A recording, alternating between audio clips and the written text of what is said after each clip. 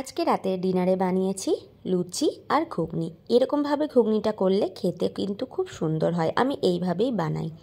প্রথমে সর্ষের তেলে একটু গোটা জিরে তেজপাতা ফোড়ন দিয়ে পেঁয়াজ কুচি করে রেখেছিলাম, সেই পেঁয়াজটাকে হালকা ভাজবো। ভেজে দিয়ে দেবো কুচি করে রাখা আলুগুলো, কারণ আলুগুলো প্রেসারে সিটি করলে এগুলো পুরো সেদ্ধ হয়ে যাবে, খেতে ভালো লাগে না, তাই এগুলো একটু ভেজে নিলেই ভালো লাগে।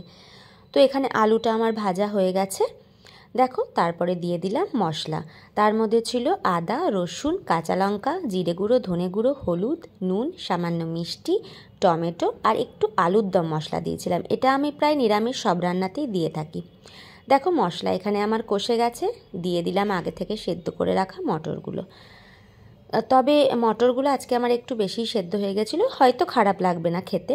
যাই হোক, তার মধ্যে দিয়েছি জল দিয়ে ধনে পাতা, আর দেব যেটা মেন এই ঘুগনিতে আমি দিয়েই থাকি, সেটা হচ্ছে একটু তেঁতুলের জল। এটা দিলে টেস্টটা একটু অন্যরকম হয়ে যায়।